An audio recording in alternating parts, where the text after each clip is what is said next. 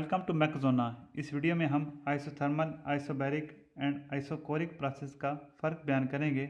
तो सबसे पहले हम देखते हैं कि प्रोसेस आखिर होता क्या है। इसको हमने एक अलग वीडियो में डिटेल से डिस्कस किया है, तो काइंडली पहले आप वो देख लें।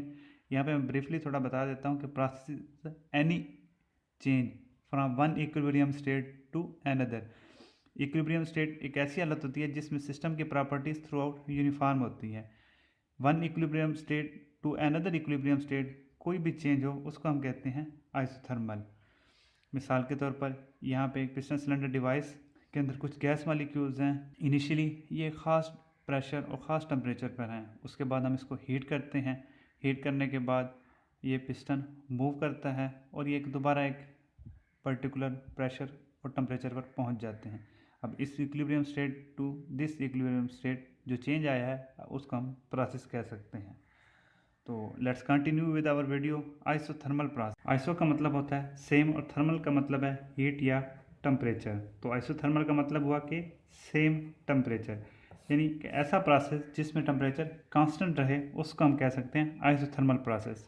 मिसाल के तौर पर मेरे पास पिस्टन सिलेंडर अरेंजमेंट है और यहाँ पर एक्सपेंशन का प्रोसेस हो रहा है। एक्सपेंशन का जब प्रोसेस होता है तो वॉल्यूम बढ़ता है और टेम्परेचर कम होता है। अगर हम उतनी ही अमाउंट ऑफ हीट सप्लाई करें कि इस सिस्टम का टेम्परेचर कांस्टेंट रहे, अगर ये इनिशियली 25 डिग्री सेंटीग्रेड था तो ये बाद में भी 25 डिग्री सेंटीग्रेड रहे as a result of this heat addition, तो हम इस प्रोसेस को कह सकते हैं आइसोथर्मल प्रोसेस। अगर मैं इसको पीवी डायग्राम के ऊपर ड्रा करना चाहूँ तो यहाँ पे ये हमें इस तरह इसको एक्सप्रेस कर सकता हूँ एक्सपेंशन प्रोसेस को। उसके बाद हम डिस्कस करते हैं आइसोबैरिक प्रोसेस। आइसो का मतलब होता है सेम और बैरिक जो है ये निकला है बैरोमीटर।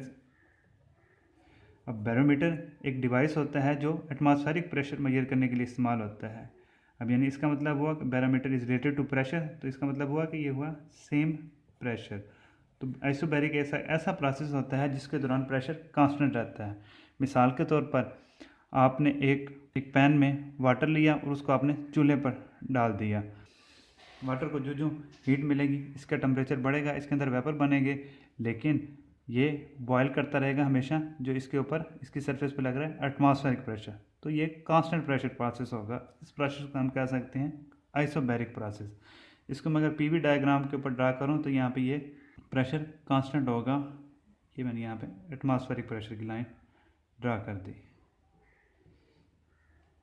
इस तरह तीसरा हमारा प्रोसेस है आइसोमीट्रिक या आइसोकोरिक। आइसो का मतलब सेम और metric is related to measurement या साइज से रिलेटेड है।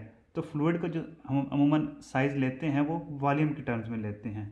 तो इसका मतलब ये है कि आइसोमीट्रिक का मतलब है कि सेम वॉल्यूम, यानी ये कांस्टेंट वॉल्यूम प्रोसेस होगा।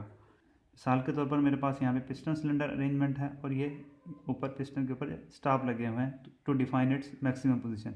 अब जो हम हीट ऐड करते हैं तो मॉलिक्यूल्स की एनर्जी बढ़ती है, ये पिस्टन को अपवर्ड पुश करते हैं, लेकिन ये पिस्टन इस स्टॉप से बाहर मूव नहीं कर सकता। तो यानी इस सिस्टम का वॉल्यूम कांस्टेंट रहता है, इन मॉलिक्यूल्स की एनर्जी बढ़ती रहती है as a result of this heat addition. तो इस प्रोसेस को हम कह सकते हैं आइसोकोरिक या आइसोमीट्रिक प्रोसेस। इसको अगर मैं पीवी डायग्राम के ऊपर ड्रा करूँ तो मेरे पास वॉल्यूम कांस्टेंट है, तो ये एक वर्टिकल लाइन आएगी कांस्टेंट वॉल्यूम को रिप्रेजेंट करती हुई। दोस्तों, उम्मीद करता हूँ कि आपको ये तीनों प्रोसेस का डिफरेंस समझ आ गया होगा। अगर किसी किस्म का कोई क्वेश्चन है kindly comment, I will answer. Thank you, good bye.